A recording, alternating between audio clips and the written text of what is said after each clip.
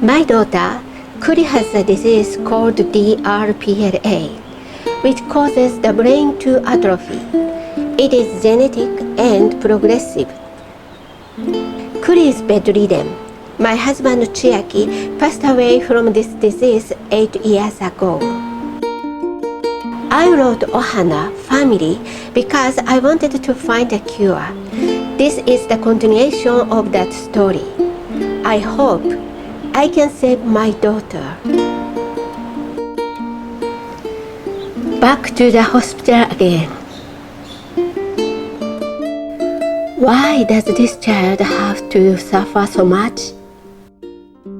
She should have been able to enjoy her youth like other children. But she lost the ability to walk, to speak, and to eat. And still, God does not let her rest. Even today, she suffers and suffers. Just when I think she has fallen asleep, the pain starts again. Last night, she had a grand seizure in the middle of the night. It lasted about 6 to 7 minutes, but her lips turned blue with cyanosis. Her face looked terrifying. There are many types of epilepsy. Kuri has had several types. But this seizure, even we could tell it was very dangerous. Her breathing could stop. Saliva could go into her airway. All I could do was keep calling her name. Kuri, Kuri. After the seizure, she struggled violently for more than an hour.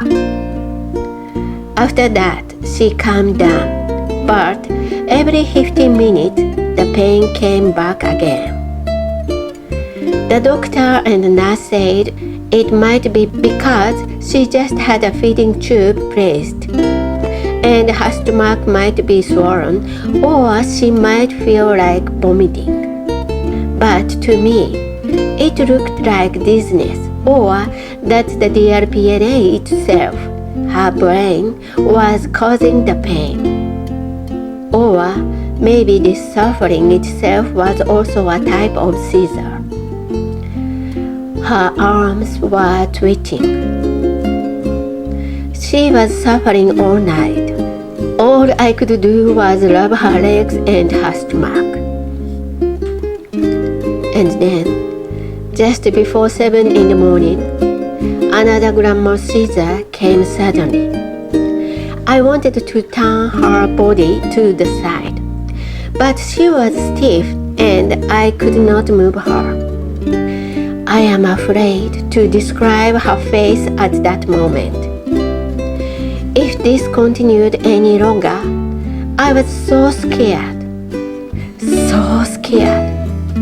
I just kept calling her name. Papa! Kuri is having a seizure. No matter how loudly I called, Chiaki did not wake up. A few times, she made choking sound, like she was vomiting. Then, suddenly, her body went limp, and she started making very loud snoring sound. It was not normal snoring from sleep. I thought, isn't this kind of sound dangerous? Many thoughts rushed through my mind. After that, she started suffering again and kept crying out loudly. Even when I spoke to her, she could not hear me. I woke Chiaki and we called an ambulance. Even after the paramedic arrived, she was still suffering. I got into the ambulance and Chiaki called Hiroyo to come to the hospital. In the ambulance, I asked a female paramedic. I heard some people panic after a grandma seizure. Does anyone become like this? She said. this is the first time. It's very hard for you as a mother to see your child like this, but it will be okay. Hearing that, my strength just left me. We arrived at the hospital she had just been discharged from, Kapiolani Hospital. Even in the emergency room, her condition did not calm down. Even though she was wearing a diaper, the bed became soaking many times. It was very difficult to place the IV, and her hands became covered in blood.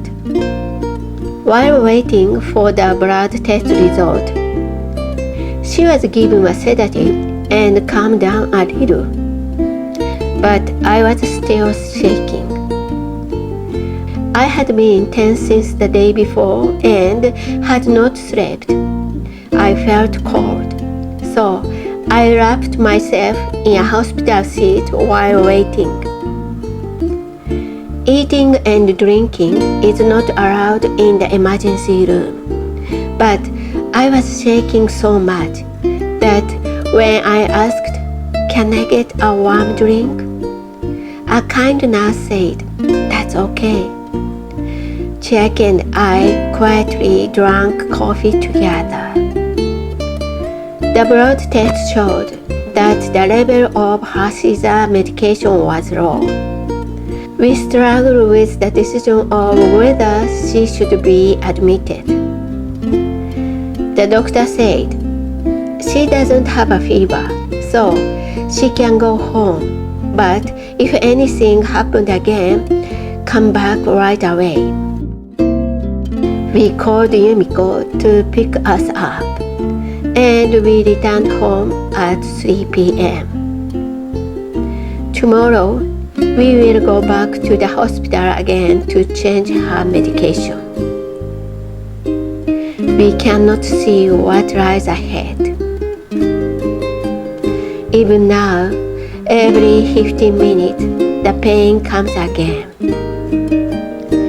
So many people helped us. So many people are praying for us. We are receiving so much support. And yet, Kuri is getting worse and worse. Chiaki and I sometimes wonder if we might collapse before she does. We have passed through many critical moments before. There were times when miracles happened. Will it be okay this time too?